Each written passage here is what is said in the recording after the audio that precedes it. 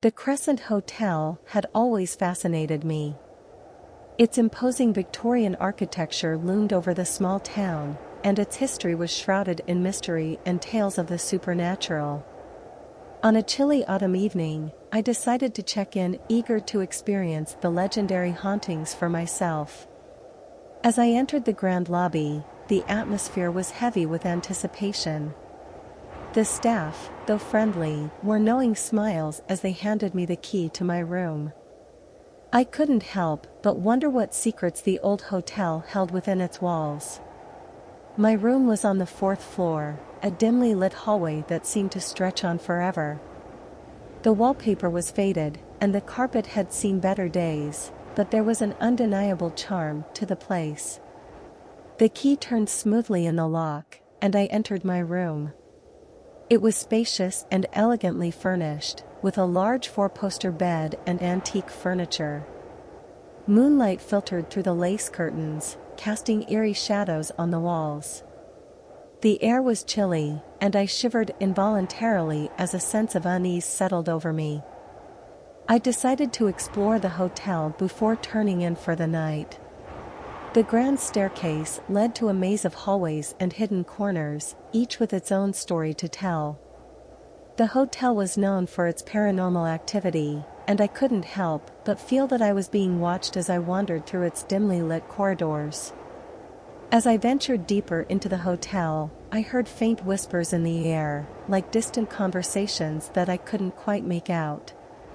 The voices seemed to echo from the walls themselves, their words a haunting, incomprehensible murmur. I came upon the hotel's old ballroom, a grand space with a worn, wooden floor and tattered curtains.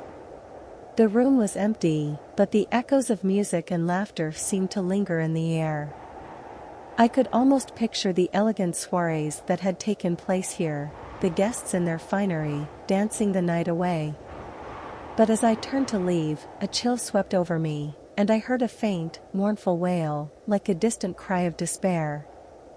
I searched the room, but there was no one there.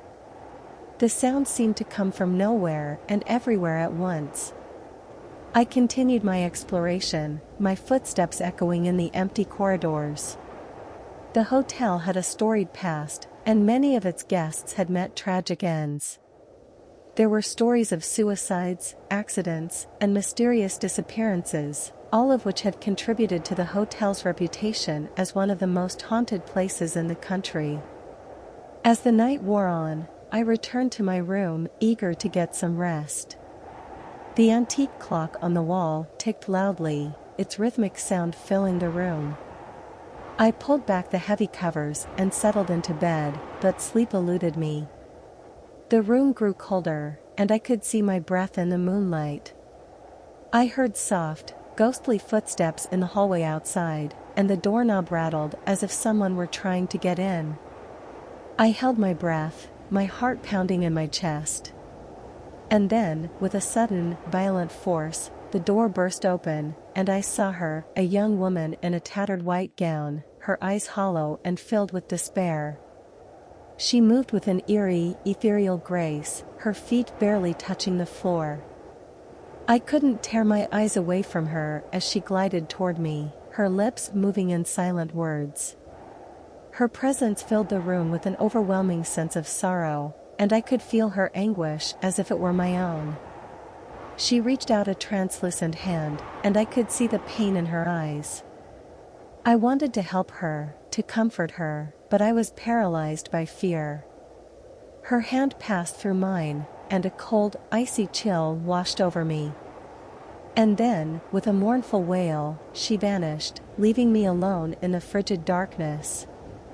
The night seemed to stretch on forever as I lay in bed, unable to move, unable to escape the haunting image of the young woman. I knew then that the Crescent Hotel was not just a place with a dark past, it was a place where the past was very much alive, a place where the restless spirits of the departed wandered, seeking solace and release. As the first light of dawn broke through the curtains, I made a decision. I could not stay in that haunted place any longer. I packed my bags, my hands trembling as I tried to ignore the whispers that still filled the air. The hotel had shown me its secrets, and I had seen enough.